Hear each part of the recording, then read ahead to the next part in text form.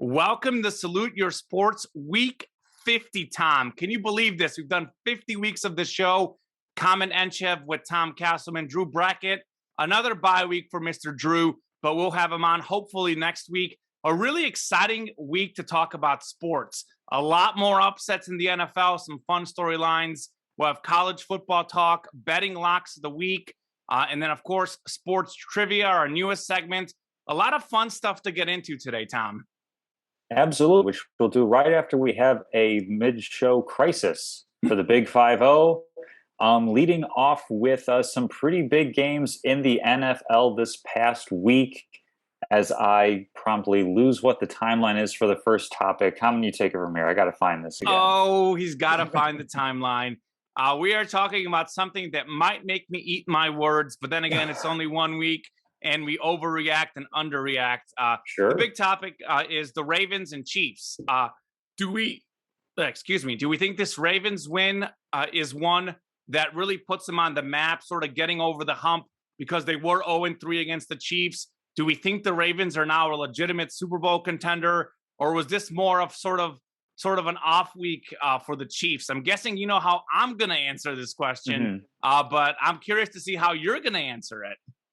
Yeah, I think that as far as like the overarching stories, it is difficult with some very few exceptions to actually discern like who isn't a Super Bowl contender at week 2. I mean, let's consider the journey that the Tampa Bay Buccaneers went on last season, where they went from the 5th seed to winning the Super Bowl. It's about playing at your best, being at your healthiest at the right time.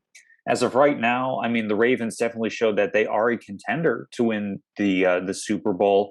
If only because they have an amazing different style of quarterback. The thing that I kind of took away most from this game is you have two guys that play the game with such artistry, with such talent, and in completely different ways. You have Mahomes, the former baseball player, who can just make a throw at just about any arm slot that he needs to make a play. And then you have Lamar Jackson, who, I mean, a big knock on him coming out of college is like, oh, he's more of a running back, or he should be tried out at wide receiver. And part of that is I think was short-sighted based on what he can do with his arm, but also he's a talented enough athlete that he could legitimately be a running back in the NFL with his speed and his agility and his maneuverability. So I think the big thing for me was just two great quarterbacks playing at their best. I know Lamar Jackson had one really bad interception where he threw into triple coverage. I think the first one, his receiver fell down on the route or something like that. So it's one of those, like, can't fully blame the quarterback. But outside of a couple of miscues, Patrick Mahomes and Lamar Jackson were damn near perfect in their own different ways for this game, which I took away as being the main takeaway. I mean, Ravens have been, a semi-legitimate Super Bowl contender. I'd say the only reason that they aren't more so is because the Chiefs are so good. But that defense is now starting to give me, cause for pause, that as amazing as Mahomes is, it's a team game. And if the defense isn't going to hold up their end of the bargain to at least get one or two crucial stops, the Chiefs' potential might actually be capped a little bit, which is a shame given how good that their quarterback and their offense is. Yeah, the Chiefs' defense was sort of the Achilles heel in Mahomes' first MVP season in 2018. They were a big problem. They were the reason why they didn't make the Super Bowl that year. And then in 2019, the year they won the Super Bowl, the defense took a step forward in the second half of the season and into the playoffs and Super Bowl. And last season, their defense seemed to keep playing fairly well. I'm not saying they're the 85 Bears, far from it, but they were an above average defense, which is all they need to be. They don't need to be a great defense to win the Super Bowl, but they can't be a defense that's giving up around 30 points per game against the Browns and Ravens, who are two of the contenders in the AFC. So that to me is concerning. I definitely agree with you that both quarterbacks played at their best. They both went over 300 total yards. Mahomes, obviously, most of it through the air. Jackson, split through the air and on the ground. And then I think Mahomes had 3 touchdowns, or was it 4? I know Jackson, I think, had 4 total touchdowns. So really cool to see both of them play really good. As far as the Ravens, are they a legitimate contender? I still struggle with it. And I think the Chiefs defense, it's early in the season. They will not play this bad. They will get better. They have some talented players. Tyrann Mathieu himself said, I'm going to be better. Like, these guys played much better last year than this season. Maybe not playing those preseason games. The starters not playing as much. I don't know what's into it. Certainly they went up against two very good offenses, but I think Kansas City's defense is going to be better. And I look at this game, the Chiefs were in control for 3 quarters. I think the Ravens just outplayed them in the 4th. The Chiefs have outplayed the Ravens the last 3 years. They outplayed them the first 3 quarters. This was one of those cases where we were due for a Ravens win to finally happen. So I don't buy the Ravens just because, yes, you're right. Lamar is incredible at running. What he does, people question it. He can't pass. Well, I'll be honest. I'm still going to question it. Is that going to consistently win in the playoffs against really good teams, 3-4 weeks in a row? I think any given week, any given moment, Lamar Jackson could explode for a 50-yard run and win his team the game. But in terms of the playoffs, you need a sustained approach and you need to have like a plan B. And they don't have that. They don't have a plan B. If the defenses are playing really well against Lamar, the line struggles, I still don't think they're a team that's going to beat you through the air. I mean, Jackson in his career has only 300 pass yards once in his career. Jalen Hurts, who we call a guy that's not a passing quarterback, has already surpassed Jackson in that category. So for me, I think that the Chiefs would have won this game in most scenarios. And maybe I'll talk about this more in the statement of the week. But a lot of this actually goes down to coaching. I think when you have talented players, MVP level caliber players at the quarterback position, it's your job to put the ball in your quarterback's hands. What did the Chiefs do? They were down 1 point with about 2 minutes left roughly in the game. I think they're on the Ravens 39, I believe. So they're almost in field goal range or about to be in field goal range. And honestly, with Harrison Butker, how far he kicks it, they were just about in field goal range. And you can tell that they were going to run the ball, run the clock out, and kick the field goal. And that is not an aggressive approach. They had struggled with the running game all game long. And honestly, with the Ravens timeouts, it's possible that if you kick a field goal, you give the Ravens a chance to come right back and kick a field goal back and win the game. What Kansas City had to do in that situation was push the ball down the field. The Ravens secondary is banged up. They couldn't stop Kelsey all day. They couldn't stop the Chiefs. I think if Kansas City went for the win, they would have won that game, no question. I know it's unlikely that Clyde Edwards-Helaire fumbles. That was an unlikely occurrence, but I think that was karma. What we saw there was karma because they weren't aggressive to win the game. And what did the Ravens do? On 4th and 1, inside about midfield, I think they were in their own side of the field, maybe the 45-yard line, somewhere around there. They went for 4th and 1. And knowing that if they get it, they lose the game. But you know what? They kick it the Chiefs. Chiefs might get a field goal. So Harbaugh trusted his quarterback. There's that awesome video of him yelling, Lamar, you got this. Can you do this? And Lamar says, yes, let's go. I got this. Basically, Andy Reid, which doesn't happen often, got out-coached in this game. As Herm Edwards says, we play to win the game. So you got to be aggressive. The Chiefs weren't aggressive. The Ravens were. I think given how close the game was, this was more on Harbaugh doing things the right way and Andy Reid really botching the game at the end for the Chiefs, in my opinion. More so Harbaugh, though, being the aggressive one there. Yeah, I don't really have much issue with the in-game coaching on that one because, like you said, if Clyde Edwards-Helaire doesn't fumble the ball, then, we're talking about a different game. If they play for the field goal, Harrison Butker misses it, then we're talking about that. If it's, they try to be aggressive, go down the field, end up, stopping the clock and the Ravens come back and score on a pretty porous Kansas City defense. And I think that's a key component is that Andy Reid said, I am going to just trust my offense as a whole to go ahead and get this because I can't trust my defense. Like it all comes down to execution for me. I will say that the one coaching thing that I did think was pretty significant was we haven't mentioned Tyreek Hill in this conversation. And that's a pretty big component because he didn't have a very good game. And that's against a banged up Baltimore secondary. So what was Baltimore able to do to say, hey, you've got Kelsey and you've got Hill. We're going to let one of them beat us, but it's not going to be the guy that can take it over the top and just make a single, 80-yard touchdown play. So that's the coaching kind of going into the game that I thought was really, really key.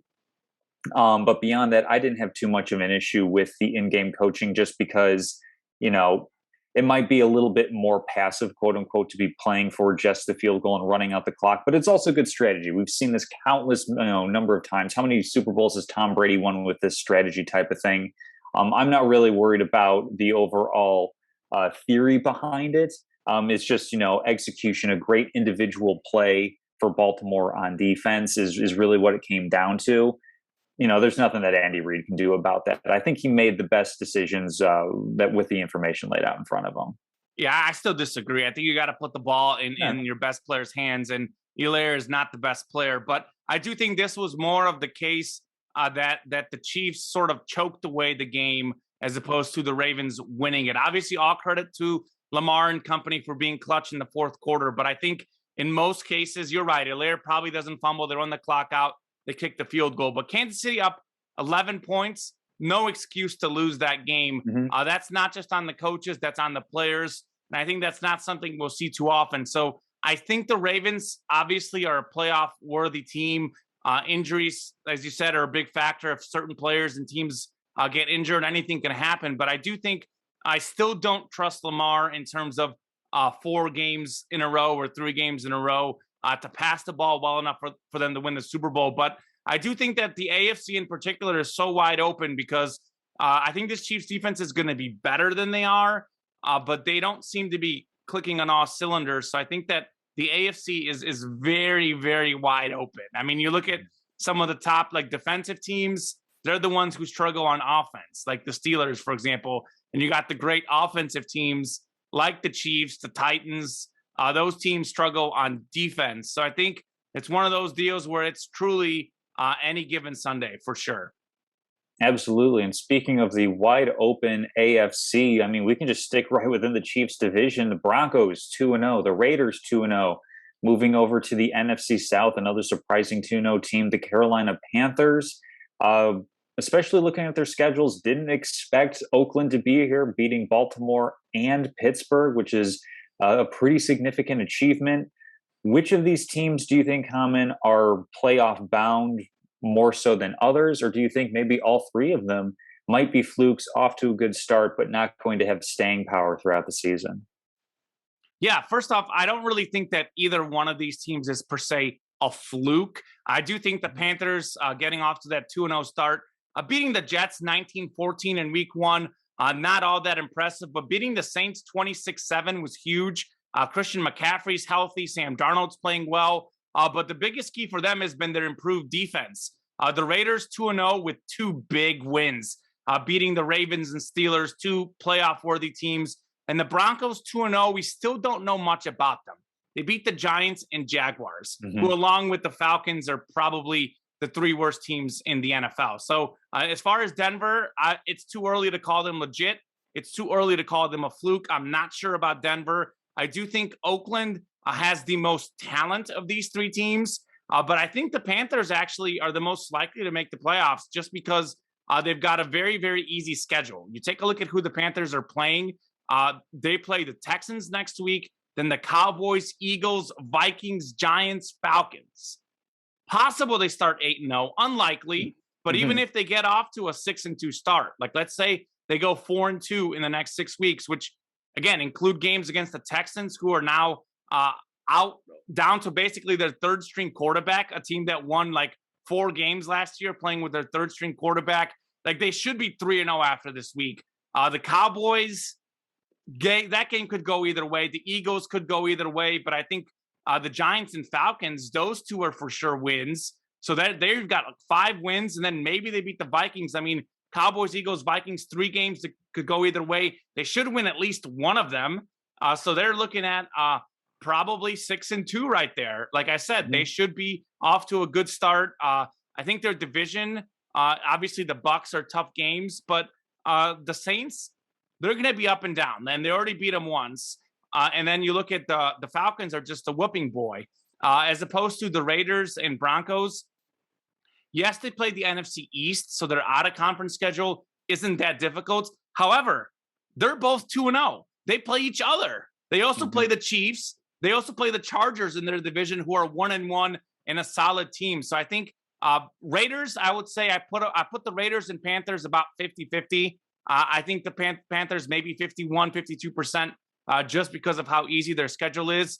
I'm not sold on the Broncos. I think they'll get to around 500, but I'd say Panthers most likely. I'm leaning in. Raiders most likely. I'm leaning out. But those two I would bet on. The Broncos not as much, but they could be really good. We'll see when they actually play someone.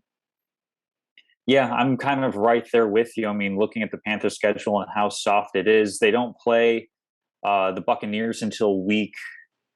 Okay, I'm going to get this mixed up. I'm just going to go off the number of games. Their very last game of the season is in Tampa.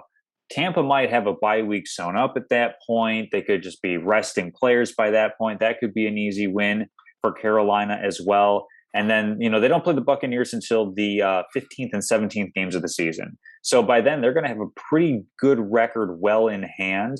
So I think the Panthers are actually going to be like that surprising team that comes out of the NFC and wins a wild card, because I still think Tampa's going to win the division itself. And maybe instead of, hey, it's going to be between the Rams and the 49ers and the Seahawks winning a division and taking those two wild card spots. I mean, maybe 49ers, unfortunately, second year in a row, facing a lot of injuries, playing in a tough division, just might find themselves on the outside looking in at this point.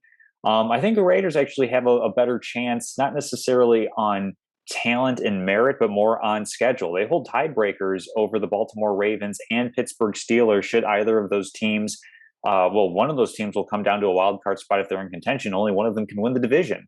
So I think the Raiders actually stand a pretty good chance of making the playoffs as well, just from a math perspective. I know that they're going to be playing Denver and the LA Chargers and the Chiefs as well.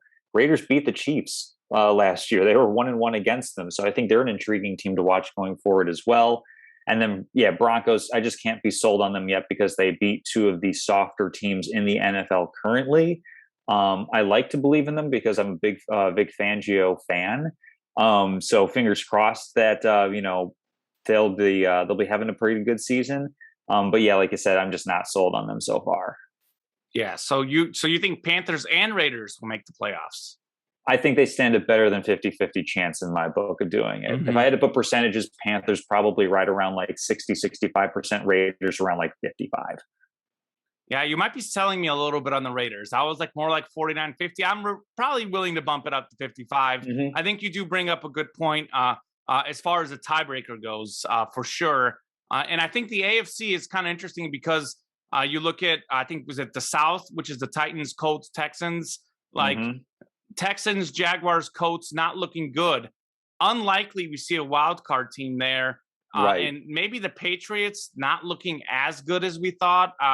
So, I mean, it's possible that we don't see a wild card team out of that division. I mean, I think New England, Miami, Buffalo, like we may see one, but let's just say we don't see one out of that division. Like we might have one out of the AFC North, and then we might have a second one out of the AFC West. So it's possible. I think it's going to be really, really close. And I think it's one of those things where the NFL is so interesting. I know it's very hard to compare, like, who did you beat? Like this person versus that person. But if you think about it, like the Raiders beat the Ravens, and you would think that like if they beat the Ravens should have no business beating the Chiefs, but they did just that. And you think the Steelers beat the Bills, they should be able to beat the Raiders, but that didn't happen. Right. So I talked about week 1, all the upsets. We didn't have as many week 2, but still a pretty decent amount. I think the NFL is so wide open right now, and it's exciting to see. It's great. But two of the best teams, though, in the NFL are going to have a big game this week, right?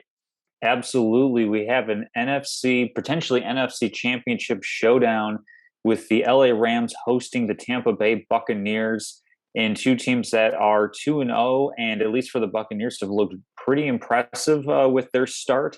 The Rams a little bit less so, only because I fade the Bears pretty heavily in that game. I think that if the Rams are playing a bit better of a team, it's a closer win for them. But probably like literally the two odds-on favorites preseason to come out of the NFC for the Super Bowl. Common, who do you like winning this one? The Rams at home? Does that give them the slight edge that you think it'll take to overcome the Tampa Bay Buccaneers? Yeah, I think that this line has shifted. I want to say right now the Rams are a 1-point favorite. It might have been the other way around. I don't remember, but it's basically a pick 'em. Is it 1-point favorite for the Rams right now? Rams are 1.5 point dogs at home. 1.5. Oh, see, that's what it was. I think the Mhm. Rams were originally a 1 point favorite. Now they're a 1 point underdog, which makes sense. All the Tom Brady fans Sure. probably have changed that line betting on them. I think this is going to be a great game, and it's very interesting. Much like for example, the Broncos are 2-0. We don't trust them yet. I think the Rams and the Bucks, obviously, both being playoff teams last year, both having proven level players, they're 2-0, and we do trust them. But they're 2-0 against two bad teams. They're Mhm. 2-0 against the Falcons and the Cowboys for the Bucks. Cowboys are okay, but Falcons arguably the worst or second worst team in the NFL. And then you've got the Bears and Colts who aren't very good either for the Rams. So it's kind of hard to really pull anything apart from their first two games. They're 2-0 and they're expected to be 2-0. I think these teams are pretty similar on offense. I think they're both more passing teams. Neither team is a great running team. The Rams have had some running back injuries, and I think they might have one of their running backs hurt going into this game as well. But Tampa Bay, really, I know Fournette came on late in the playoffs, but they've been more of a passing team the past 2 years, and they've kind of struggled the first couple of weeks to run the ball, particularly to Ronald Jones. I don't know what the issue is with him, but I think that these are pretty similar teams on offense. They're going to rely on the passing attack, and they're going to rely on their receivers and their very good quarterbacks. Mhm. On the defensive side of the ball, I think that they're both very, very good. I do think the Bucks are the number one run defense. I think the Rams a little bit better in the secondary, so a little bit different. But both teams are very good all over the field. A lot of talent on both teams. I don't know that the home field advantage is going to matter that much. Like, is it worth a point? Maybe. I don't know. But I think Mhm. that, LA doesn't draw a huge crowd. The LA teams don't get as much of a boost from their Mhm. crowd. And the Bucks are a proven road team. I mean, they went through the playoffs last season and dominated on the road on their way to winning the Super Bowl title. Tom Brady certainly no stranger to winning road games. So I don't know that the home field plays that much of a factor in it. I like the Bucks just a little bit more in this game because I do think that how great their run defense is. They're going to force the Rams to be a little bit one-dimensional. I don't think they're going to stop Matthew Stafford, but I do think that the Bucks have better passing targets. Mike Evans, Gronkowski, everyone else on that team, Antonio Brown, Chris Godwin. I think they're better than Cooper Kupp and the Rams receivers, who are pretty solid. But I like the Bucks receivers a little bit better. I think they're going to cause some problems for Jalen Ramsey. And as great as that Rams defense has been, they have given up some yards early in the season, and I just trust the Bucks offense a little bit more. I like Tampa in a really, really close game, but the Rams winning would not surprise me. Yeah, I'm gonna.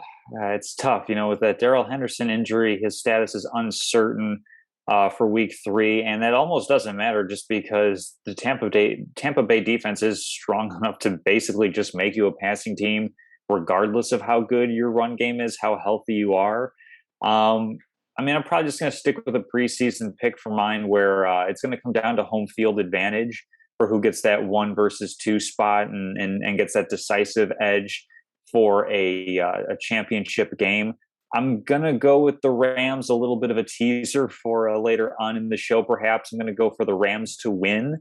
Um, that's big. I'm going to assume that Henderson's going to at least be active and have some role in the game. If not, that would obviously change the line and probably change my perception a little bit. But for now, I think that it's just going to be the Rams are playing coy with the injury report, and that Henderson ultimately will have at least some role in the game to balance out the passing attack that Sean McVay has. Yeah, I think this is something that I didn't bring up, and you sort of brought it up, sort of like led me to bring it up. Mm-hmm. This game could decide who essentially gets a home field in Yeah. the NFC. It's very, very possible. I do think it's a little bit more important for the Rams in that scenario, just because the Bucks. I don't know if you've looked at the Bucks schedule; is pretty soft. So it's Mm-hmm. possible that the Rams win this game. They've got the tiebreaker, but they play in the tough NFC West. And let's say the Rams go like 13-4 and they have a tiebreaker, but the Bucks might go 14-3, you know. So I think that this game in terms of the home field race matters more for the Rams. I think if the Bucks win this game, I'd be hard pressed to like not think of them as the one seed, given their schedule, given their division. Like it's not a great division. I know we're talking about the Panthers starting hot, but like Tampa Bay or Carolina, who are you going to take? You're going to take Tampa Bay, and I think New Orleans is what we saw. Like New Orleans is going to be one of those really, really tricky teams, and one of those teams that you probably want to stay away from betting on, just because they have a lot of talent, but you don't know what their quarterback is going to do. You don't know which Jameis Winston is going to show up, and you just don't know. Like they have that like leadership, like Drew Brees. They're sort of losing some leadership besides on the field. So this is one of these teams where one week like they might beat anyone, and then another week they might drop the ball and lose by like 19 points against an average Carolina team. So I just think that the Tampa Bay is in good shape in that division. I'm excited for this game. I'm probably cheering for the Rams. I think it's 50-50. I don't have this in my betting locks of the week like you do because I don't feel confident enough either way. But this is going to be probably the best matchup, in this season. I know the Ravens Chiefs. It's going to be hard to beat that game. I think those teams maybe defensively are a little bit worse than these two. So that was probably a more exciting matchup. But in terms of like legitimate like contenders, this is as good as it gets, and I think it's like a 325 game. Unfortunately, is that right? That's correct. And I'm trying to remember now what the Sunday night game was. I should have written this down. You probably have it pulled up. That is the Packers at 49ers. I mean, that's not a bad game, but I would rather have the Bucks and Rams on prime time, if you ask me personally. I do not disagree at all. So I'm looking forward to it, though. It's going to be another fun NFL slate. I mean, who do you like in that Green Bay 49ers game? That's actually a pretty interesting game, too. I should have probably put that in the rundown. Just real quickly, I know we don't have notes prepared on this, but I mean, it's basically, are the Packers going to be the team that showed up against the Saints, or are they going to be the team that showed up against the Lions? And the even trickier thing is the Lions actually came back and played pretty tough against San Francisco at the end of their game, whereas the Saints go out and they lay an egg against Carolina. Like, this is one of those things where it's like, I should trust the better quarterback and the better offensive talent, Aaron Jones, Devontae Adams for Green Bay, sure, but just something about it. Like, I don't know if I trust the rest of the team. I think I would lean Green Bay on the road, but I don't know for sure. That's such a tough game to pick heads up. Yeah, I would lean Green Bay also, just because, like I talked about this on the show last week. I think week one was sort of like an aberration. Like it was Rodgers' like warm up. We saw how good he looked week two. I am a little bit concerned about the Packers defense. I know they played great in the second half against the Lions, but basically for 6 out of 8 quarters, they haven't looked very good this season. So we'll see what side of the ball shows up for them there. I do like Green Bay in a close game, but that's going to be another good one. And another big one in terms of like playoff positioning, playoff seeding. I think the Packers are pretty safe in their division, but I do think that the Bucks, or rather not the Bucks, the 49ers are going to be right like on the edge, 50-50 come playoff time. Absolutely. Moving into a different level of football, speaking of important games that have a chance for some implications further on down the line, Alabama only beating Florida by 2. Is there cause for concern that the Tide might not roll all the way to repeat championships, or do we think that this was a one-off? Yeah, so last week I was like all aboard the Alabama train. I was ready to proclaim them champs. I still feel good about it, but I feel maybe slightly less good about it. I do think there's something to be said about this Florida team. I think that Florida is a school that is known for having great athletes like Alabama is. I think, pretty much every matchup, Alabama tends to have better athletes. Maybe like the Georgia game, it's pretty even. But for the most part, Florida is one of those schools that is actually close to athlete, like speed, size, athleticism. Alabama can't just physically and just speed-wise completely dominate a Florida Gators team the way they do other teams. So perhaps that's a little bit of a tougher matchup for them. I think we saw that last season in the SEC title game. I think they played them within a touchdown, and Alabama was rolling everyone by double digits. And this was kind of a similar case. I think they played them within one score, but just like the SEC championship, this game, Alabama led the whole way.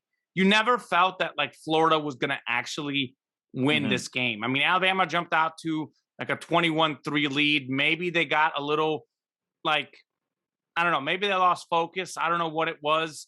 Florida, fights back late, but there was not a single second in that game that Florida led.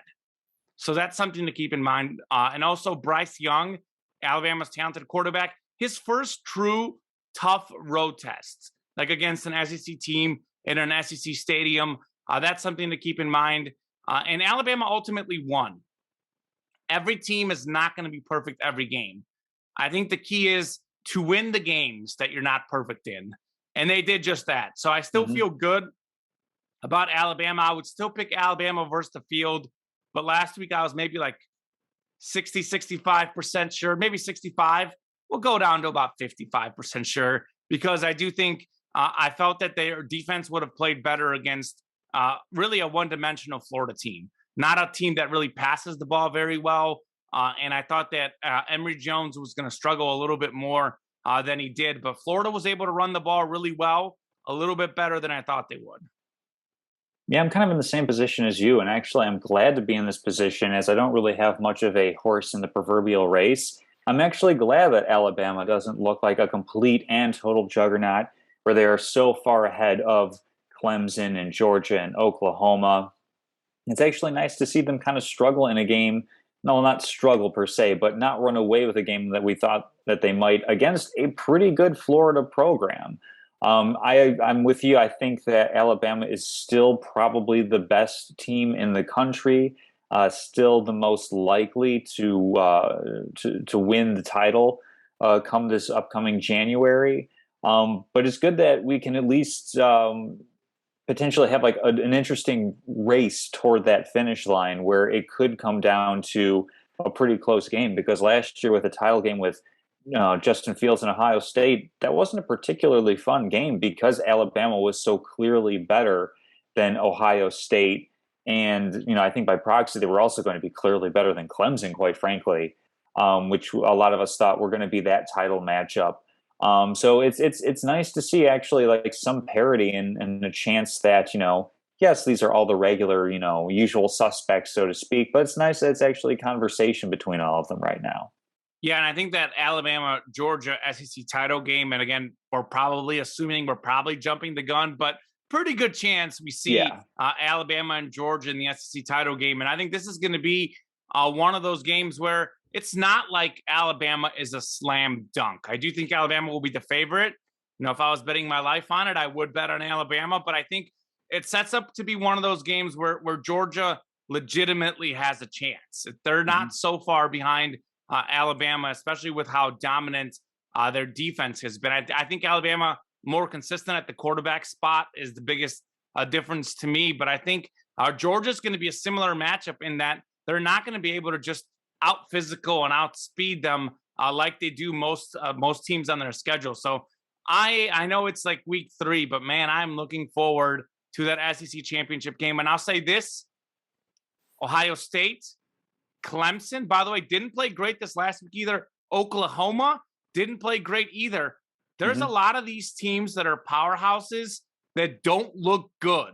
And I can even see if some of those teams like maybe even run the table, which Clemson can't do, which Ohio State can't do. Even if Oklahoma runs the table, who's to say that Georgia or Alabama isn't better? I mean, the loser of that game right now, it's setting up that we might have not one, but 2 Alabama-Georgia matchups late in the season. Things are looking very, very good for the SEC. And we talked about like the Pac-12. Can Oregon do it? Like UCLA? Well, UCLA lost. That hurts the Pac-12. So the fact that Ohio State already has a loss hurts the Big Ten. I mean, I would be absolutely shocked that we don't see Alabama and Georgia in the SEC title game, and also the Final Four. I think Texas A&M, another team that is built to challenge them. Texas A&M's got a quarterback injury, and we'll talk about that. We'll talk about them in a little bit. But things are looking great for Alabama and Georgia right now, and not so great for everyone else. Absolutely. Well, a couple other big games to touch on. We've got a little bit of a nice Midwestern rivalry kind of kicking up here. We've got Notre Dame and Wisconsin playing at Wrigley Field, so we have a novelty factor as well. It's been a while since football's been at Wrigley Field. I think Northwestern and Illinois maybe did it a couple years ago or something along those lines. What do you think of the setup? Who do you think wins the game? And will the Irish have a shot at a playoff? I think this game will be a pretty big indicator, yes or no, that they're in that race. Yes, I think this is a first off an incredible setup, an incredible like series. I'm a sucker for like any game in like a different like neutral field venue in like a great park, like in baseball, the Field of Dreams game, massive success. This isn't quite on that level, but when Mhm. they do like the outdoor hockey in like I think they did that at Wrigley Field maybe, and they've done it Sure. elsewhere. Like it just like makes me want to watch the game more. There's just something about like a great location for a different sport. I think it's really exciting. And I think it's a great idea just because Notre Dame has a huge drawing in the Chicago area. Just absolutely huge. My neighbors, Notre Dame grads, Notre Dame fans. Like I grew up as a casual Notre Dame fan myself just because of how close Notre Dame is, given how big their tradition is. So really, really good that they put Notre Dame there. And I think Wisconsin also not far away, also a regional school. So a perfect matchup there. I think it's two good teams. Notre Dame, I think, is number 12. Wisconsin's number 18. I think Notre Dame is going to win this game, and I think they're going to improve. They struggled mightily the first two games, beating Florida State and Toledo barely by 3, I think. But they're going to get better. We talked about this in our preseason preview. Notre Dame lost so many players, so many players. Hmm. And like it was going to take a little while. It's important they won those games. I know this last week, Purdue, not a great team, but they beat them by 2 touchdowns. They showed improvement. Their defense specifically showed improvement, allowing only 13 points. And I think that Notre Dame has a great running back in Williams. I think he's a phenomenal running back. I think Kyron Williams is the best player in this game. I don't think Wisconsin has an answer for him.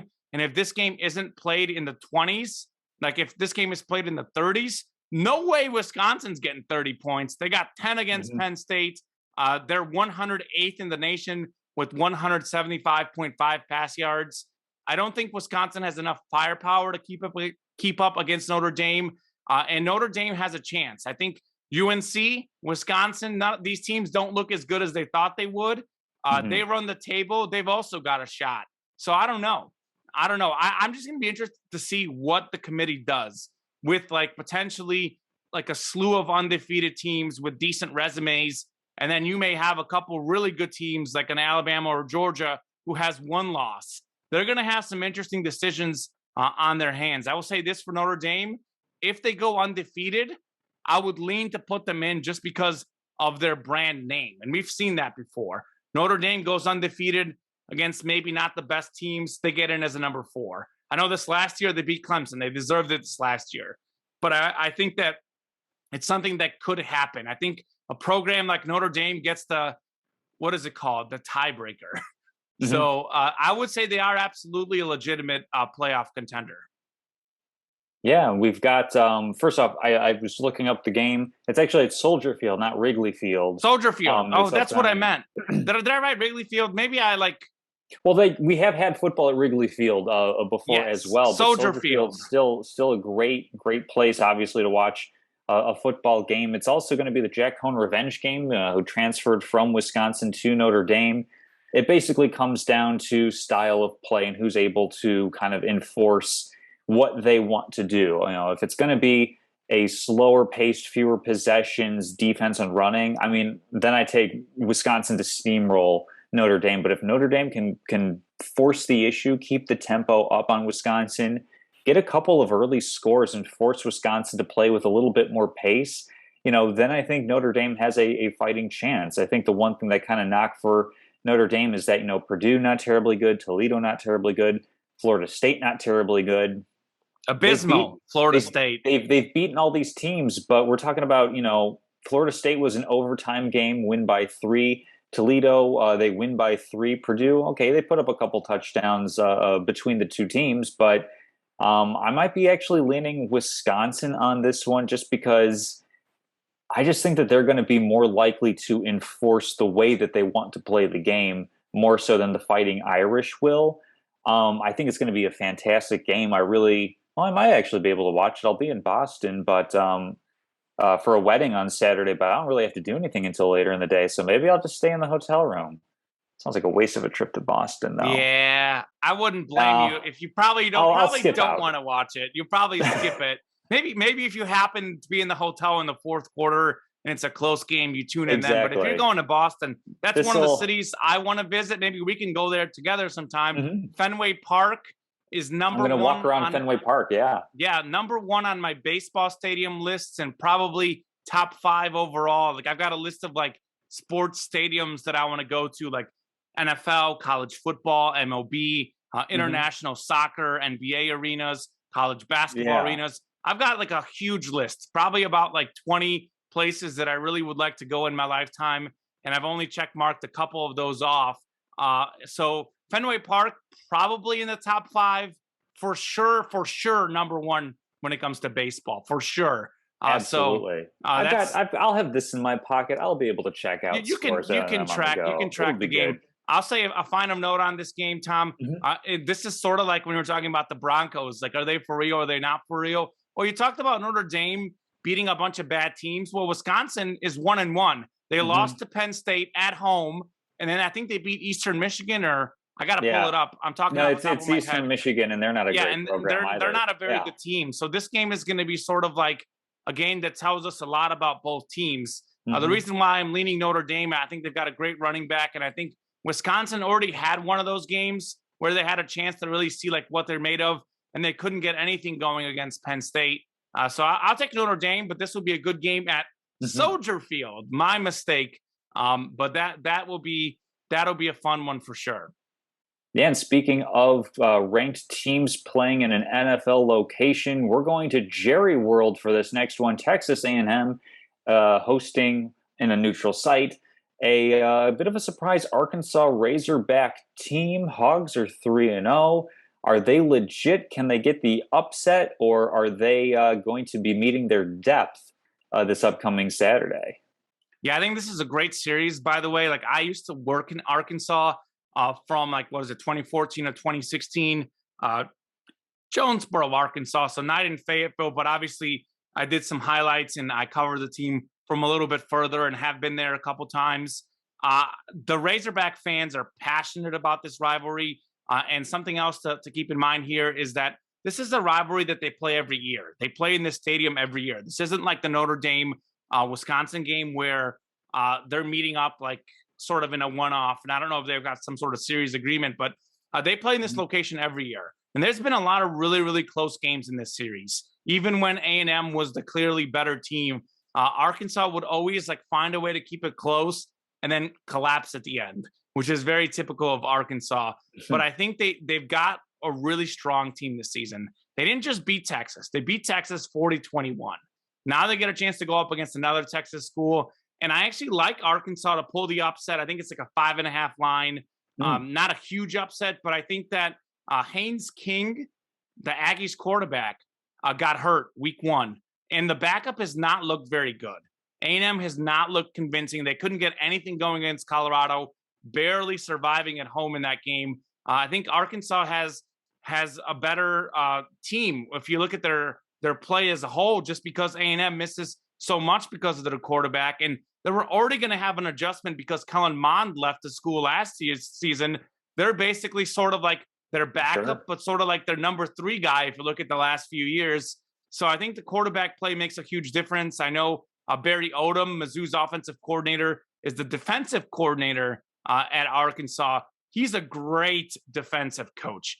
Fantastic. Not a great offensive coach, not a great head coach, but when it comes to just defense, he knows how to dial it up. So essentially, you're going to have a great defensive coordinator going up against a backup quarterback.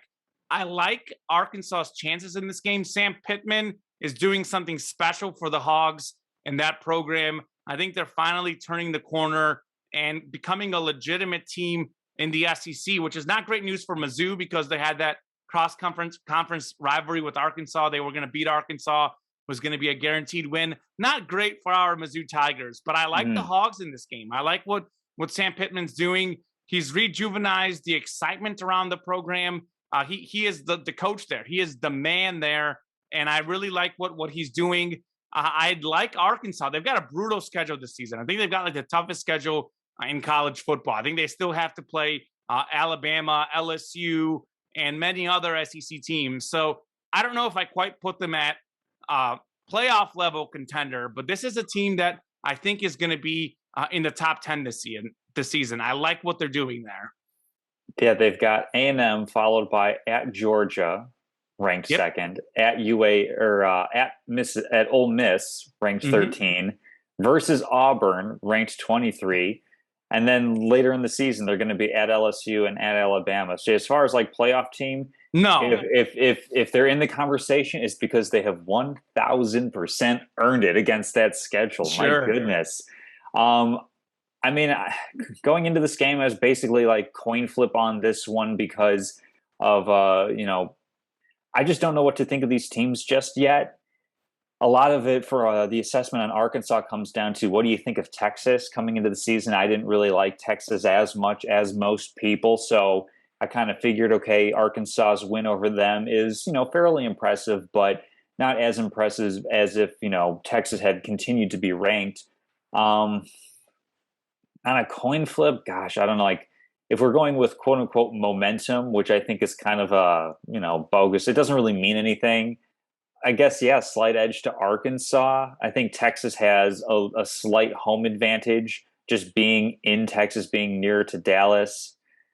I don't know. It's a coin flip. I guess I'll go with the Razorbacks as well. I guess I'll agree with you. You laid out some pretty convincing arguments, and I don't really have anything to go against them because I don't really have a good feel on this game one way or another.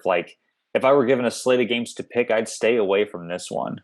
Yeah, I would too. But I think there's something special about Arkansas because they are the team in that state. You look at Texas A&M, sure. They're one of like multiple Texas college football programs. And obviously Texas is full of NFL, NBA, MLB, NHL teams, MLS, WNBA, you name it. They've got it in the state of Texas. In the state of Arkansas, it's Arkansas Razorback football, Arkansas Razorback basketball, and actually Arkansas Razorback baseball also. That is what the state is most interested in.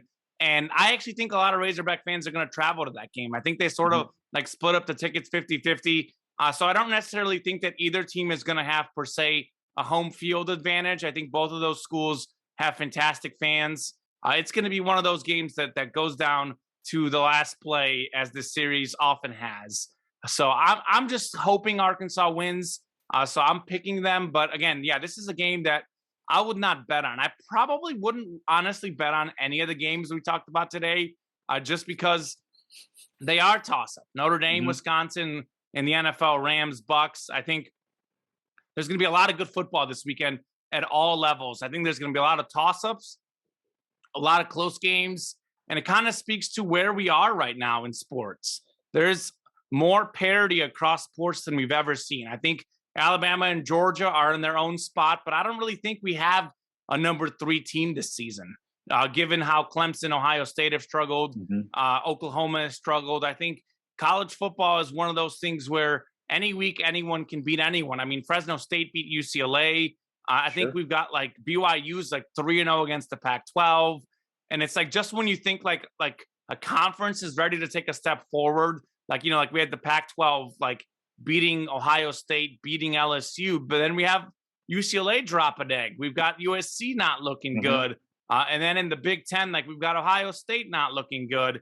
So it's going to be exciting. I think a lot of these games in both the NFL and college, if you're not betting on them and if you're neutral, if it's not your team, just sit back and enjoy. Maybe I'll take a break from betting and just enjoy some of these games and just see who wins, because it's going to be fun. Absolutely. Well, speaking of that front, we are moving into locks of the week, where Drew had a pretty good week with his picks. Common and I struggled a little bit more. Just a little bit. Looking at Drew's picks for this week, I think he actually has gotten some favorable movement on a couple of his picks. So yeah, we'll get into the records for last week before laying out our NFL et al. Locks of the week. Yeah, so Drew Brackett, and it's karma that he starts the season right because, of course, this is week 2 of our betting locks of the week. Tom Castleman and I finished tied for first in season 1, and Drew Brackett way in the back in season 1. So it only makes sense he's way in the front in season 2. I had the worst betting week I've ever had in my life in terms of betting locks of the week, and just in general, not a great week. I think like there was a lot of picks that I had that I didn't pick for our show that I had elsewhere that hit. Like I was nearly 500, but the ones I picked here did not go well. I think it was just a horrendous week. An 0 for 5. So we can't get any worse than we did this week. After I got off to a winning start and had a couple straight winning weeks in a row, this was not it. Rams minus 3.5 at the Colts. The Rams winning 27-24. I missed it by half a point. The Rams were up by double digits much of that game. Did not go well for me. I had Chiefs minus 3.5 at the Ravens. The Chiefs losing 36-35. Again, they were up 11 points heading to the fourth quarter. That certainly looked like a cover. Didn't work out. Saints minus 4 at Panthers. I didn't even bother writing that result down, like all Carolina. And then I had Cardinals minus 4.5 over the Vikings. The Cardinals winning by 1. And then college football, Alabama minus 14 at Florida. Alabama winning by 2. So actually, like, I guess I was 3-2. Like a lot of the teams I picked to win won the game, but did not cover. So I had a lot of bad luck on that front. You were kind of in the same boat, Tom. You also had that Rams and Chiefs game with me. We both got barbecued there. Both got barbecued on Chiefs and Ravens. Yeah, exactly. And then Bengals, you had Bengals +3 versus the Bears. You got a wash there. And then Cowboys +3 versus the Chargers. You got a win there. They won by 20-17. Then you had a baseball, Reds minus 1.5 at the Pirates. The Pirates winning 5-4. So you are 1-3-1. I was 0-5. And Drew got us some wins. 3-1-1 for Mr. Brackett. He had Bears -3 over the Bengals. You got a wash there. Then he had Steelers minus 5.5 over the Raiders. He missed that one. Raiders winning by 9, but he did get the Panthers covering a 4 or 3.5, whatever we decided, against the Saints. They won 26-17. And then Ravens +3.5 against the Chiefs. You got that right. Ravens winning outright. Drew, by the way, in our NFL picks can pick them, also picked the Ravens to win outright. So he saw something in the Ravens that we did not. My best guess is that he just wanted to disagree with me, and he thought it would be funny if he got it right. But it certainly worked out for Mr. Brackett there. And then, of course, EPL soccer, Burnley Arsenal, under 2.5 goals. Arsenal winning 1-0, only 1 goal there, a free kick goal. Beautiful free kick. Nothing beautiful about the rest of the game. Drew had cooled off with the soccer under picks in the EPL lately. Well, he got one back this week. So it's going to be a fun week. I guess I'll start with Drew's picks real quickly, and then we'll go to you, and I'll cap it off. So here's what Drew has. He sent his picks in. Drew's got Everton, Norwich City, under 2.5 goals in the EPL. No surprise there. And then he's got his 4 NFL picks, which, by the way, we are doing 3 NFL picks at least out of our 5 locks, just so we know the format. And then he had Bills -9 over the Washington football team. Chargers +6.5 over Kansas City. This is one of those games where he did to disagree with me. And then Rams -1 over Tampa Bay, and Vikings +1 over Seattle. And you mentioned, I think some of these lines have since moved. Yeah, what has so moved? The Rams have moved to +1.5. So Drew's going to pick up a couple of points there. Okay. And then the Vikings moved to +2. So he gets a little bit of extra margin on both of those teams. All right, we'll give it to him. We'll give it to him. We'll be generous here. We'll give him the most up-to-date number on that front. For my locks of the week, I'm going with 4 NFL, and I'm going to stick with 1 baseball, even though baseball has not been kind to me lately. Give me the Titans -5.5 at home versus the Colts. Carson Wentz sprained both of his ankles somehow in the previous game. Also, Derrick Henry just got rolling downhill in the second half. It was a huge boon to me. in our fantasy football league as I went up against Drew.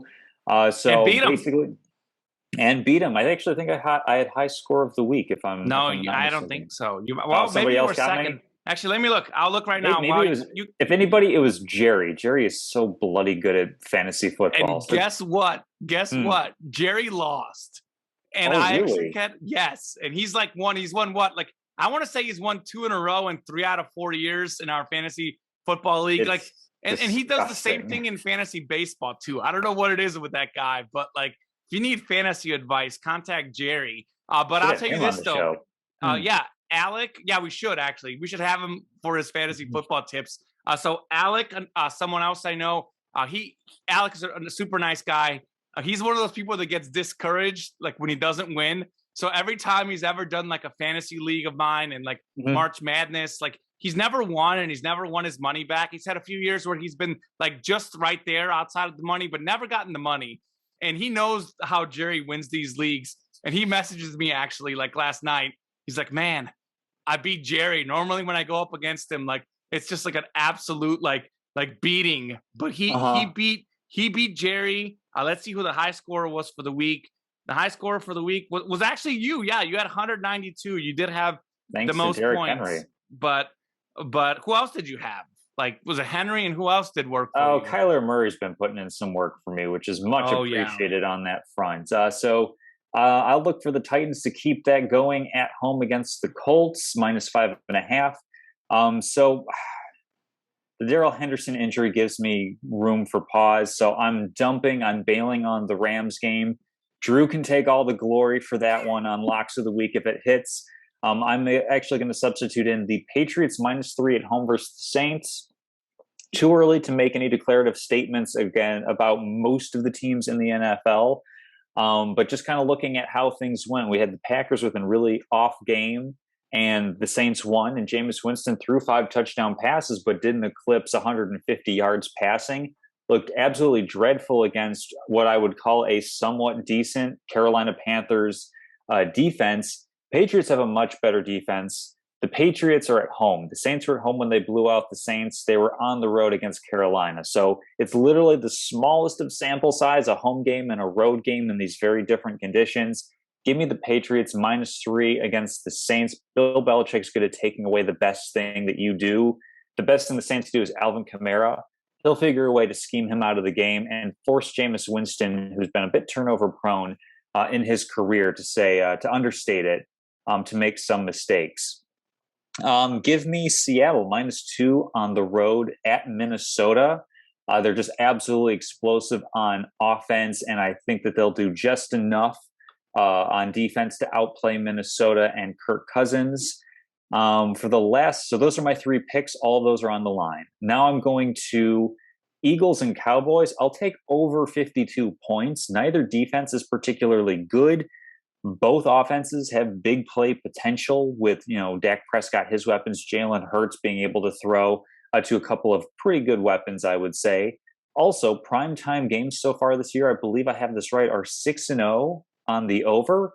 So let's look for that trend to continue on Sunday Night Football. And then last one, give me Cubs on the money line. Rare we get a money line game for baseball with our new limits on how juiced we can go, but Cubs -125 at home versus the Minnesota Twins, and one of my favorite fades, Griffin Jax.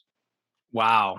I can tell you betting on the Cubs tends to not go well, but Oh, we'll I'm see. I'm aware of how dicey this is going to be, but I'm going to go with Mr. Perfect Game, Alec Mills, and maybe Schwindel or Patrick Wisdom, runs into one and just absolutely clobbers Griffin Jax. It's been poor. His ERA, I think, is like 6.5. His FIP is like 5, almost 6.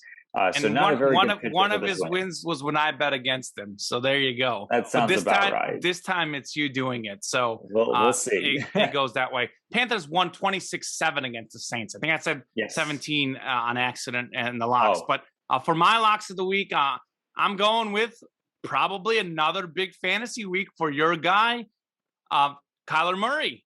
Cardinals -7.5 at the Jaguars.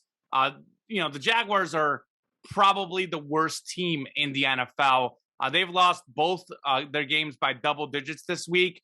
So I don't see how they're going to cover 7.5 against a phenomenal offense and a phenomenal passing team. Kyler Murray right now, second in the NFL in touchdown passes and passing yards. DeAndre Hopkins has been unstoppable. The Jags 27th against the pass. I think they're going to continue to struggle against them. I like the 2-0 team against the 0-2 team, Cardinals by 8 or more. Then this one is like, we're talking about like, you know, teams and players that are bad luck. Well, for me, I have good luck betting against the Chargers. In my history of betting, that has consistently been one of the teams I've had the most luck against. So I'm going to go ahead and do it again. I'm going to pick against the Chargers. Give me the Chiefs minus 6.5 over the Chargers. I'm a big stats guy. No stats needed here. I think the Chiefs are going to be mad after a Sunday Night Football loss. I look for Mahomes to shine, Kansas City to win by a touchdown or more. By the way, the last time these two teams played was the last week of the regular season last year, where Mahomes and others did sit. So the Chargers won against the Chiefs backups. But I think Kansas City's not going to want to lose 2 in a row on the schedule. Not going to want to lose 2 in a row against the Chargers. I like Kansas City to dominate this game. I like Hill to have a great game. I know he didn't play great last week. He's not going to have back-to-back bad games. So give me Kansas City to win by a touchdown or more. Then I got the Ravens minus 9 at the Lions. Detroit playing no defense right now. Absolutely no defense.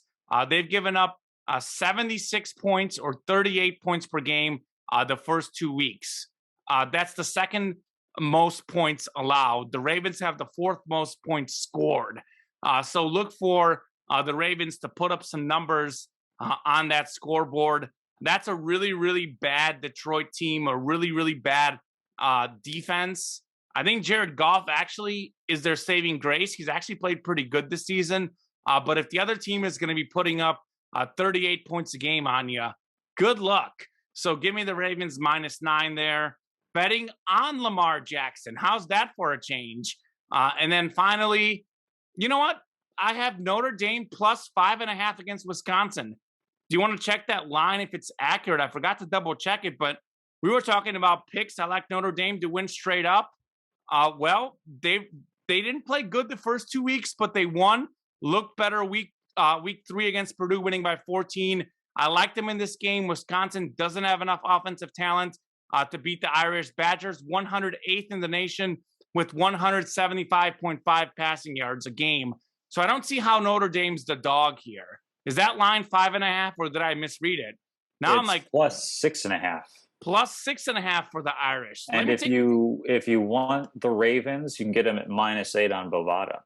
Minus 8. All right. Well, I'm gonna make my lines better. Yeah, Ravens minus 8. Take that extra point. Notre Dame plus 6.5. Well, and then again, that Notre Dame Wisconsin game I think could go either way, but I did pick Notre Dame to win, and it's 6.5 points is a lot. That's a lot of points to cover there. So give me the Irish covering 6.5, and then finishing off with college football. I like Georgia minus 34 at Vanderbilt. Normally, I like to stay away from those 34-point lines, but oh, Lord, Georgia is just rolling. They're 3-0. Their defense is absolutely dominating.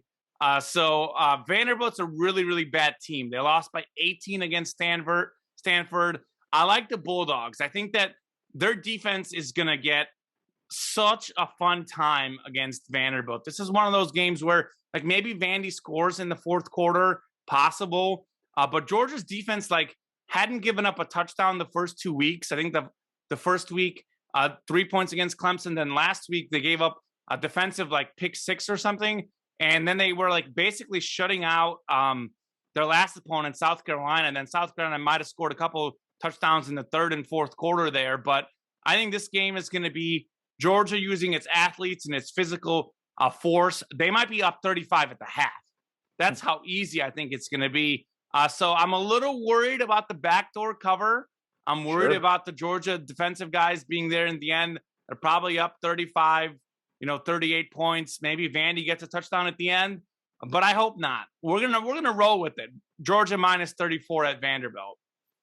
All right, looking good. Well, quick programming note. I do need to get back to work in like 10 minutes, so I'll just really quickly blow through my statement of the week. The Philadelphia 76ers have really messed things up with Ben Simmons. He has declared he is sitting out of the upcoming training camp and is prepared to never play another game for Philadelphia ever again. He's prepared to withstand whatever punishment the team levies in terms of fines and suspensions. And this is what happens when, after an emotionally draining playoff loss, your coach says, I don't know, when asked if your team can win a title with you as the point guard. This combined with some local news TV stations were having some fun at Ben Simmons' expense. Of course, everybody on Twitter has been taking shots at him because, well, he's not going to. Including me. A little bit of a Nice. jab there, yeah. Thank you.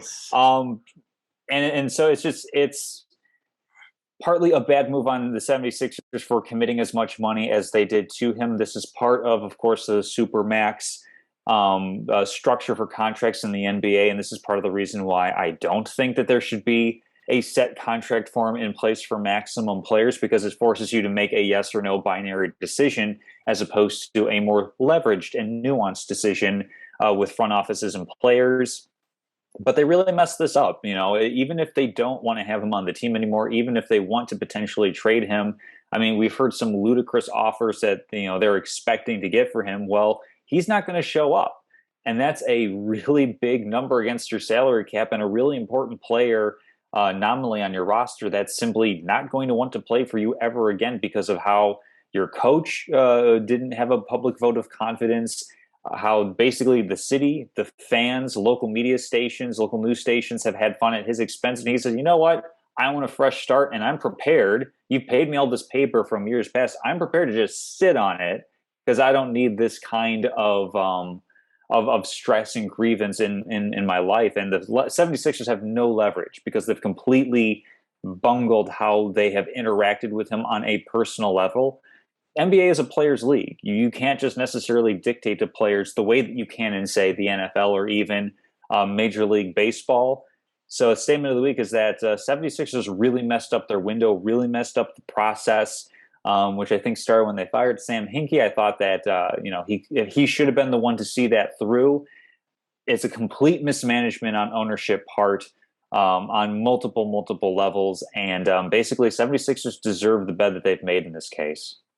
Yeah, real fast. I agree with you absolutely. And I'll sort of transition into my statement. And I do have a sports trivia question. We'll get it in real fast for you. Sure. So I'll keep my statement brief. I agree with you that the Sixers messed up Ben Simmons. Don't forget that they messed up Markelle Fultz too, who actually was a shooter in college, and he couldn't shoot all of a sudden with the 76ers. And as talented as Joel Embiid is, he's had a lot of injuries. So there's something just not right with the 76ers organization there. I know injuries, there's partly bad luck, but I question a lot of things that they're doing there.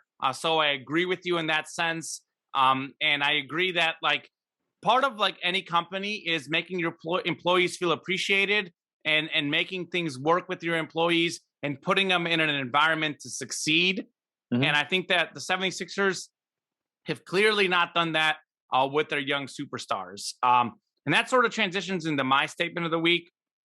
In a way, I think that teams need to do what's best for them in that moment, and they need to play to win the games. I know Herm Edwards says this, but it really bothered me how the Chiefs were willing to run the ball late in the game and they fumbled. I felt that was karma. I felt the Ravens going for 4th and 1.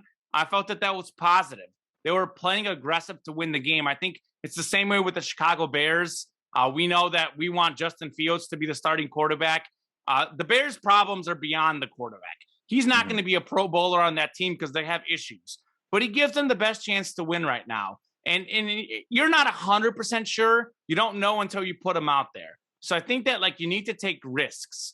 And I want to see teams do that. Put their best players forward. And you know what? If they throw 5 interceptions like Zach Wilson, it's a learning lesson. You better learn it, or 4 interceptions, whatever he had. You learn it by doing it on the field. So I just want to see these franchises be aggressive with their superstars. If you're going to pay them all that money, be aggressive with them. And let's see that translate into wins, hopefully. But my sports trivia question for you, what 3 running backs have had 1,000 rushing and receiving yards in the same season? You'll probably get 2. You will not get the 3rd. So I'll have you guess Okay. a couple guys first. So I'm going to say Marshall Falk is 1. Okay. LaDainian Tomlinson is 2. No, I believe that he's Ooh. done 1,000. Let me look up right now because that's the part that I looked it up that I was curious that he wasn't on there. He is not one of them. One of them is an active guy.